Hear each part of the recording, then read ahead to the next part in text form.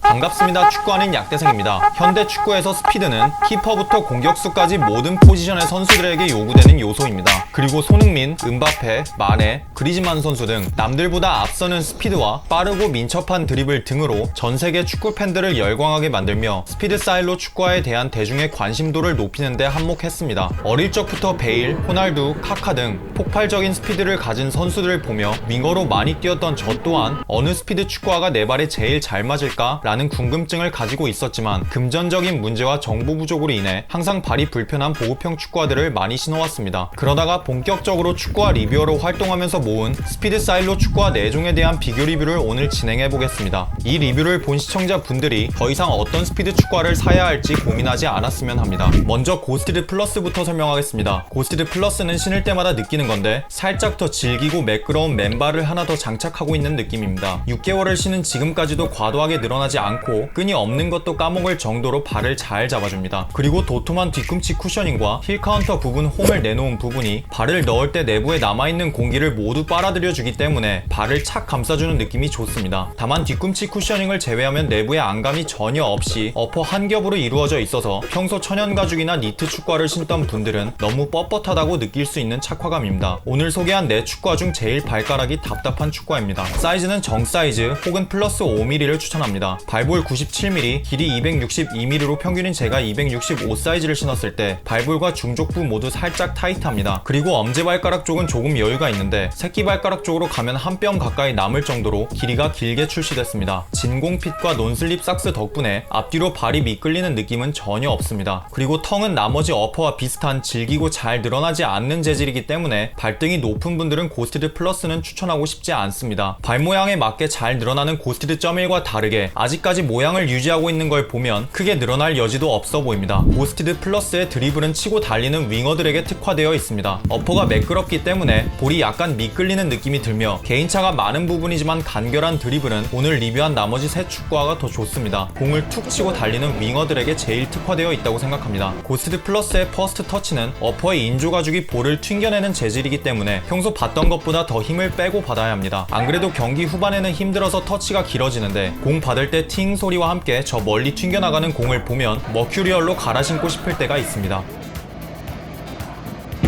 고스티드 플러스는 매끈하지만 탱글탱글한 어퍼가 공과 임팩트 시에 찰싹 때리는 듯한 느낌이 들면서 공의 힘을 상당히 많이 증가시켜줍니다. 그래서 오늘 소개할 다른 축구화들보다 슈팅이 훨씬 빠르고 끝까지 힘있게 뻗어나갑니다. 발등 슈팅은 제가 차고도 가끔 깜짝깜짝 놀랄 정도로 슈팅 파워가 상당합니다. 다만 축구화 자체가 위로 들려 올라간 형태이기 때문에 슈팅이 살짝 뜨는 느낌이 있으며 적응하는데 조금 애를 먹었고 이 부분은 3-4번 정도 착화 후에 적응됐습니다. 매끈한 어퍼가 가마차기에는 딱히 도움이 안 돼서 가마차기를 선호하는 분들은 여전히 프레데터가 더 좋은 선택지로 보입니다. 고스티드 플러스는 아웃솔에 적용된 카본이 발을 튕겨내는 듯한 느낌이 들면서 뛰면 뛸수록 힘을 더 받는 느낌입니다. 그리고 촬영 후에 알게 된 점인데 고스티드 플러스는 지면을 치고 나갈 때 나는 소리부터가 다른 축구화들보다 훨씬 더 단단하고 폭발력이 있습니다. 성능은 이만한 축구화가 없지만 경기를 뛰는 동안 발바닥 피로도가 상당히 빠르게 증가하며 힘들고 지쳐도 머리끄댕이를 잡고 계속 끌고 가는 느낌입니다. 경기 내내 고스티드를 신고 나면 경기 내용은 만족스럽지만 너무 피곤합니다.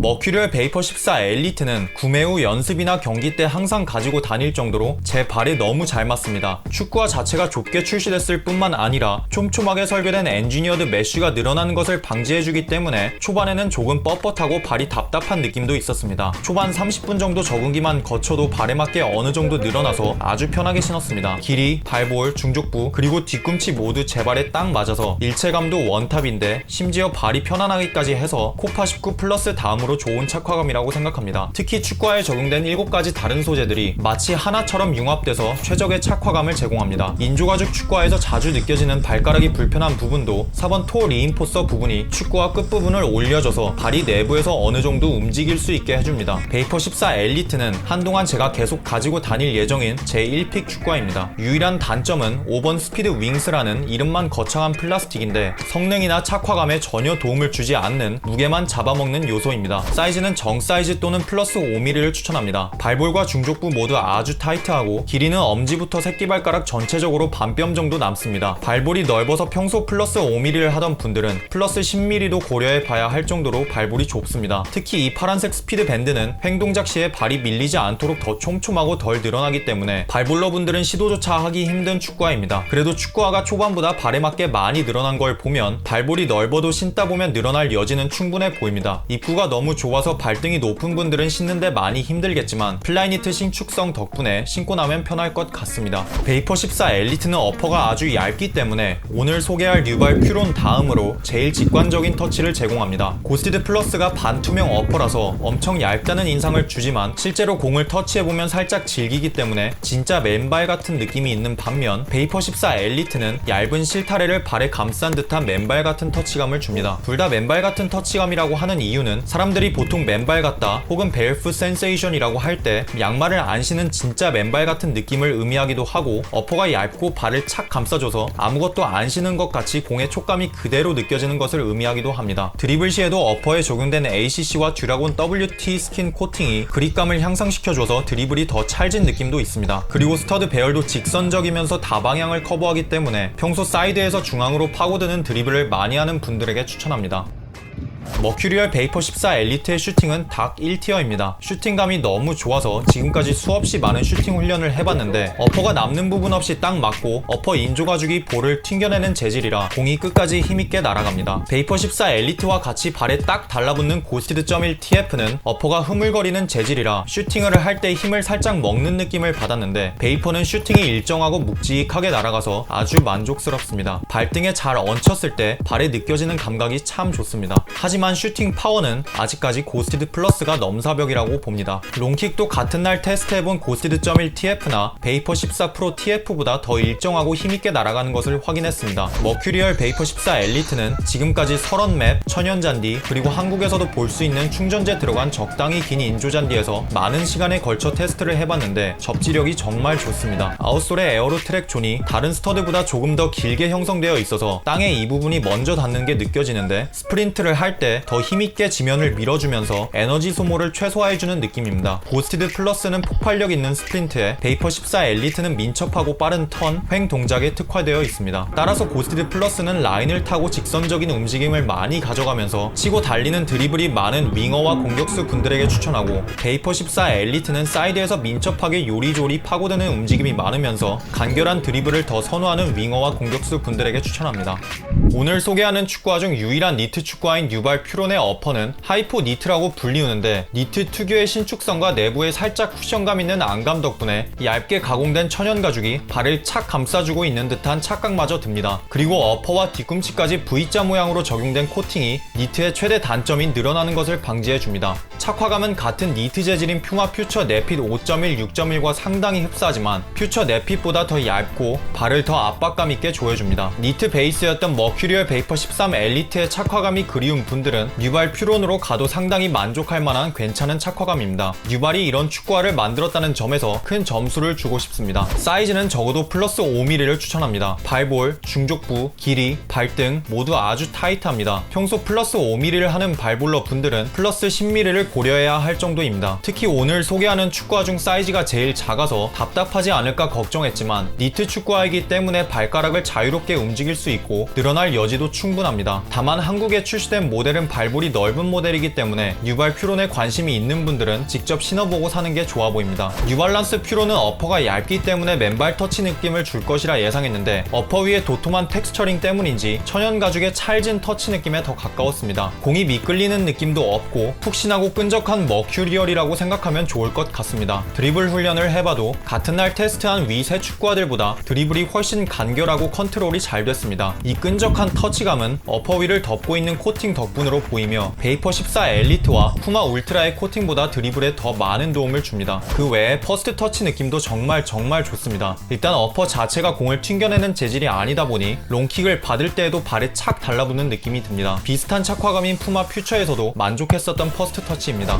뉴발 퓨론의 슈팅은 평범합니다. 어퍼가 얇고 발에 딱 밀착되기 때문에 슈팅 시의 정확도는 상당히 좋지만 같은 날 테스트한 고스티드 플러스와 비교했을 때 확실히 슈팅이 끝으로 갈수록 약해지는 것을 확인했습니다. 않았습니다. 전체적인 킥 느낌은 천연가죽과 나이키 머큐리얼 그 사이쯤에 있다고 생각됩니다. 베이퍼 14 엘리트에 비해 파워와 정확도도 조금 부족하고 착화감보다 슈팅을 더 선호하는 분들은 위 두 축구화가 나아 보입니다. 스텝 훈련과 스프린트, 턴 동작 등의 접지력은 솔직히 특색이 전혀 없습니다. 고스티드는 카본 덕분에 가속이 미쳤고 울트라는 가벼워서 쾌적하고 빠르고 베이퍼 14는 스프링처럼 통통 튀어서 좋았던 반면 뉴발 퓨로는 위 세 축구화들을 이길 만한 장점이 전혀 안 보입니다. 그렇다고 뉴발 퓨론의 접지력이 보급형 레벨이라는 뜻은 아니며 최상급 레벨에서 흔히 볼 수 있는 그저 그런 접지력입니다. 개인적으로 훨씬 공격적이었던 전작의 스터드가 더 좋다고 생각됩니다. 올소라이트 재질의 인피니트 그립 인솔 덕분에 발이 내부에서 미끌리지 않고 쿠션감도 상당히 좋지만 이 부분 또한 베이퍼 14 엘리트가 더 좋습니다. 푸마 울트라 1.1은 6개월 넘게 신은 지금 착화감, 슈팅, 접지력 모두 막 좋다라기보다 오 나쁘지 않은데 라는 느낌이 강합니다. 특히 토박스 내부의 형태를 잡아주고 착화감을 높이는 폼을 첨가했는데 과하게 발가락을 누리지도 어퍼의 뻣뻣함이 느껴지지도 않는 적당량이 들어갔습니다. 덕분에 경기 내내 발이 편안한 점도 키퍼들이 많이 찾는 이유이지 않을까 싶습니다. 내 축구화를 같은 날 테스트해봤는데 워밍업 축구화로 푸마 울트라를 골랐을 정도로 산뜻하고 쾌적한 착화감입니다. 눈에 띄게 체감될 정도의 가벼운 무게를 얻었지만 내구성을 버린 건 조금 아쉽습니다. 어퍼가 뻣뻣한 소재이다 보니 접착력이 좋지 않은지 아웃솔이 벌어진다는 후기를 여럿 보았습니다. 전 아직까지 괜찮지만 슬슬 조짐을 보이고 있습니다. 푸마 울트라는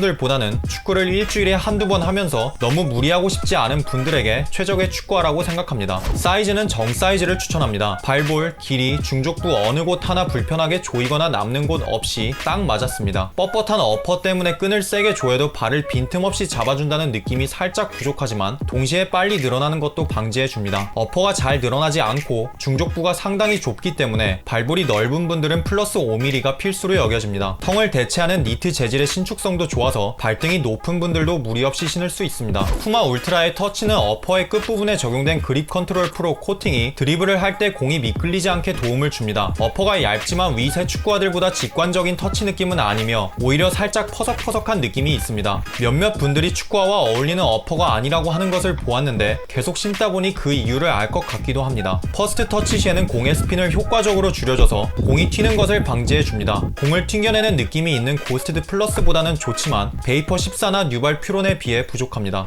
푸마 울트라 1.1의 슈팅은 가벼워서 무게가 잘 안 실릴 거라 예상했는데 웬만한 축구화보다 슈팅이 좋다고 느껴질 정도로 슈팅 파워가 상당히 좋습니다. 슈팅감은 나쁘지 않지만 같은 날 테스트한 베이퍼 14 엘리트에 비해 정확도, 파워, 가마차기 모두 부족합니다. 그리고 까끌까끌한 어퍼 덕분에 가마차기가 좋을 거라 생각했지만 크게 체감되는 정도는 아닙니다.